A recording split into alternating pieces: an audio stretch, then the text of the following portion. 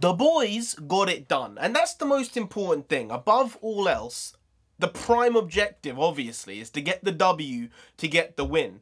And today against the Bulgarian brutes, well, maybe they're not the Bulgarian brutes, it just rhymes. Well, it doesn't rhyme, it's alliteration. You know where I'm going with that. They got it done. Hey, NarendraTheComic here. Right now, we're just going to be going over the Spurs versus Ludogorets. I believe it's called Ludogorets. I'm not that aware. Like, I know Bulgaria in some ways, but like the extent of my knowledge of Bulgaria is like the Vampire Diaries.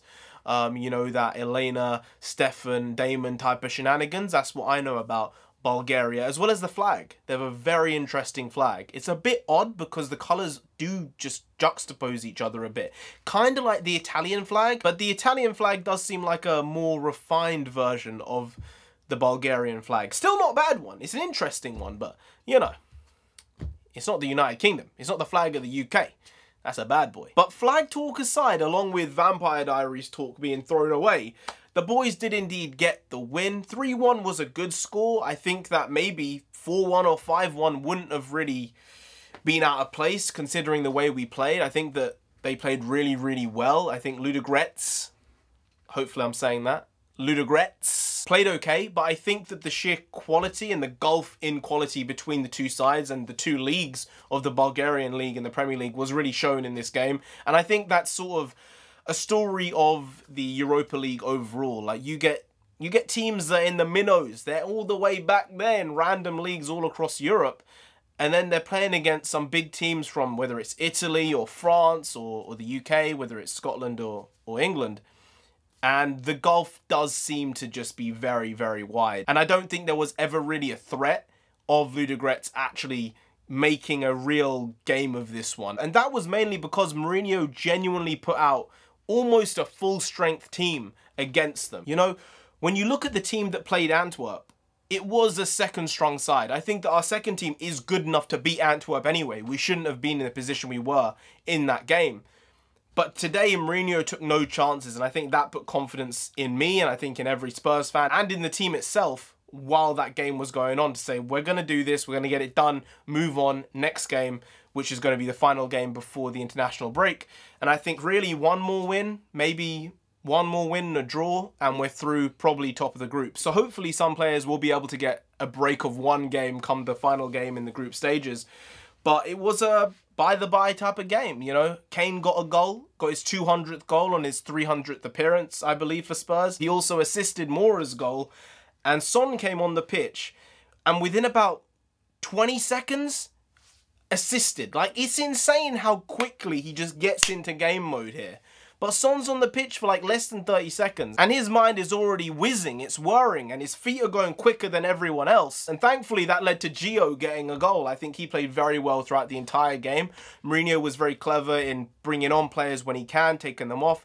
When you have this new rule right now in European competitions of 5 subs, and you have a very extensive sub list available to you, unlike in the Premier League, you know, it's a good idea to rest players, take players off, put players on for 30, 20, 10 minutes even. So I think he's managing the squad well. Tanguy came on and played okay. He didn't really stand out that much. I think he's the type of player who needs to start, and he bleeds himself into a game. He really puts a stamp on it as the time goes on. So if Mourinho rested him for fitness reasons, which is understandable, then I completely get it. Matt Doherty, though, on the right, just, I don't know why. He looked really good the first few games, but he's just sort of been off it a little.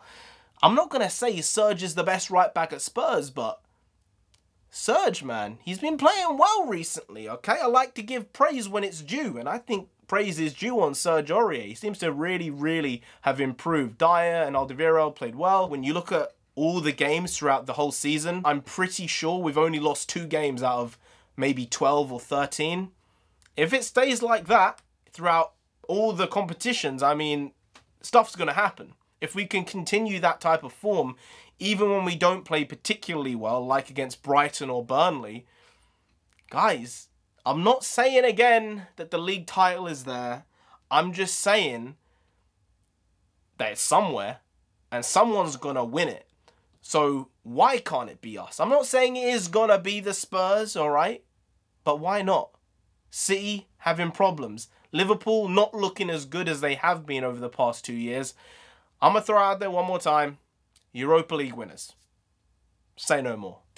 Say no more. But I will say that the Champions League spot that comes with the Europa League winners trophy would be very, very spicy if the season does indeed fall off the rails in the league. So it's kind of necessary in a lot of ways to try and get the victory here and try and go all the way in the competition.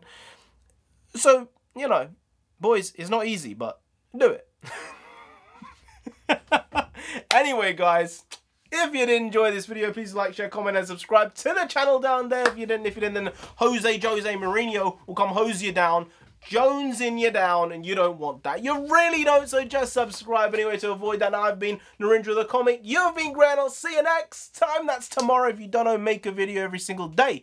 You've been doing it every day for over 2 years now. We ain't stopping till we get 10,000 subscribers. So do subscribe. Pop back again tomorrow for some more quality shitty content. Because we're hashtag never not here. Never not here, boys. Never not here because we consistently, on the daily, bring the bakwas. And if you don't know, bakwas means nonsense in Punjabi. And if the world isn't full of nonsense at this moment in time, and if this video and I am not full of it, then I don't know what's going on. To be fair, I really don't know what's going on. See you tomorrow, though, because I'm sure of that. I'm definitely sure of that. See you tomorrow. Skadoosh.